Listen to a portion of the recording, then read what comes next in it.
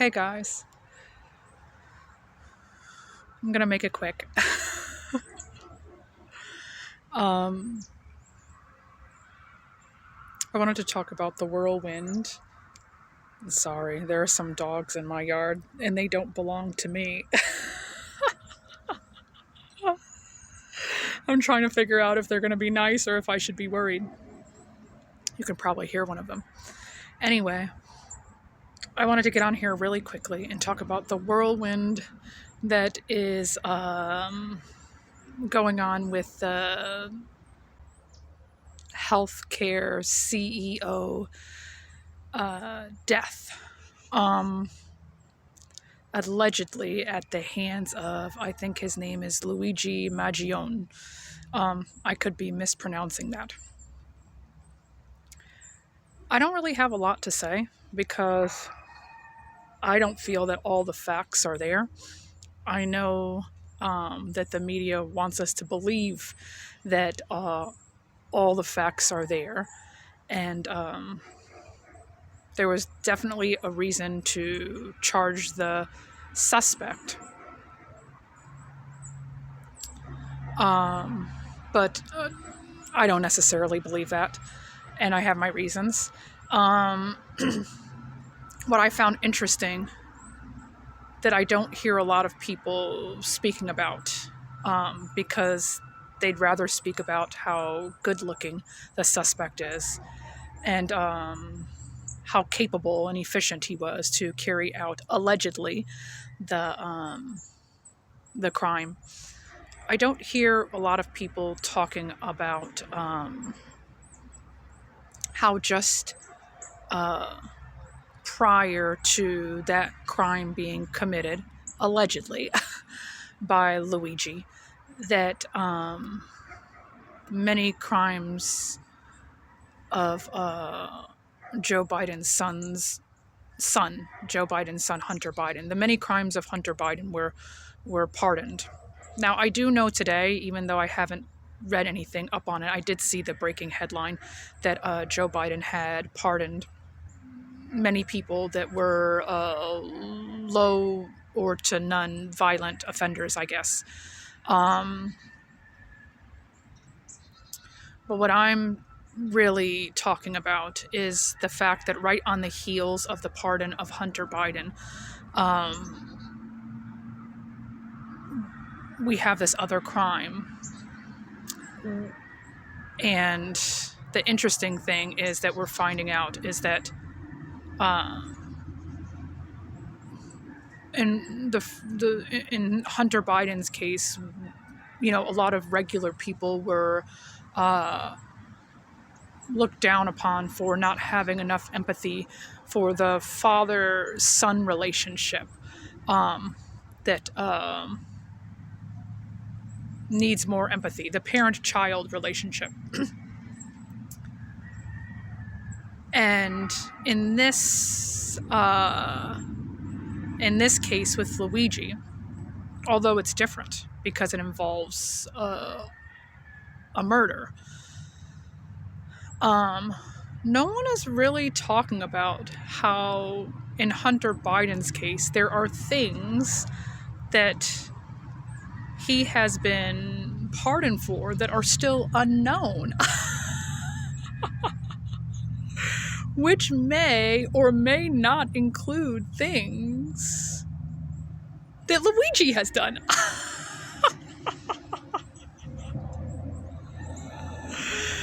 And the media says in this case, we should feel empathy.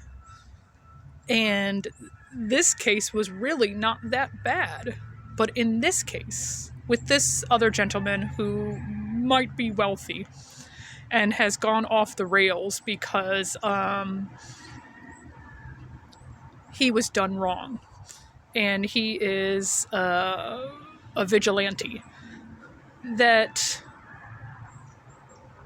he should not get any sympathy or empathy whatsoever. Because according to the media, what he did was wrong.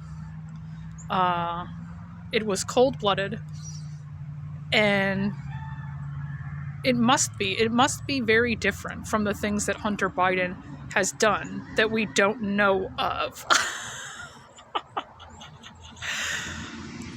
it's it's a miracle that we still exist as a country. How can people tell us what emotions that we are supposed to have in one scenario when they don't know the tidbits of the other scenario? So when they excuse one without knowing, how do they then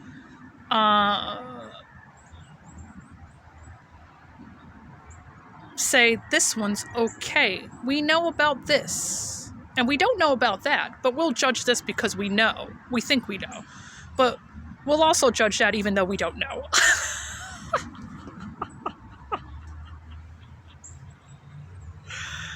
Oh gosh. I have my own theories. Um, I'm not going to get into them. They're very long winded theories. And when I start speaking about them, the people around me, their head tends to ache. So I'm not going to get into it. I will say that I feel like when wealthy people begin to fight, one must feed the other to the peasants as a distraction.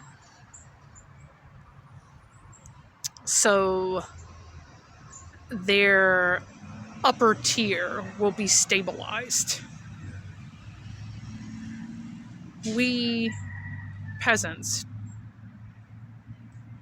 don't usually know that we are being distracted. We've been hungry so long, we think that we're being fed something real. And I'll leave it at that. What this ongoing news story reminded me of was the auto injury that my husband was in years ago. And I told you guys on a probably a couple of videos how I had been gone for months at a time from YouTube because of that case.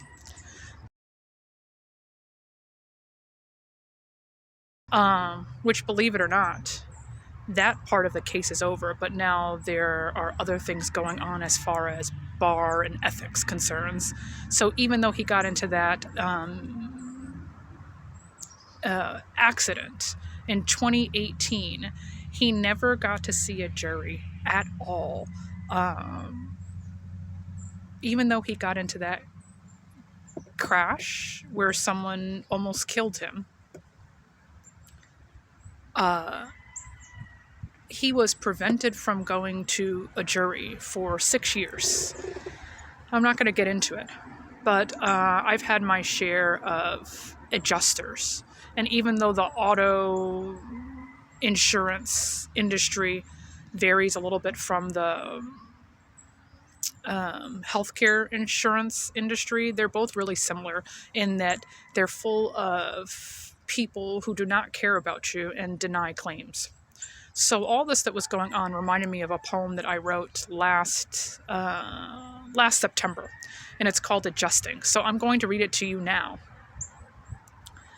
I wrote this after I got off the phone with an adjuster, and he thought he was being slick. And yeah, I said, well, you know what? That piece of garbage just inspired a piece of writing, so I guess I should thank him. Of course I didn't. Anyway, this poem is called Adjusting. It's written in the perspective of the adjuster. So yeah, it took me some trying to get into that skin. But I think I did it. If you are a good one, you'll begin with a salutation. A soft-spoken hello will do, followed by the necessary how are you? Now, that bit must be said with emphasis. All should know you see their stress. How else will they confess what is needed? Heed my words. Dark is better than light, bright day. I'm not sure is better than I saw, and I know. Less traffic is awful, more traffic is good. Lots of traffic is best, because the rest will become easier. More people to blame, that's our aim, our only aim.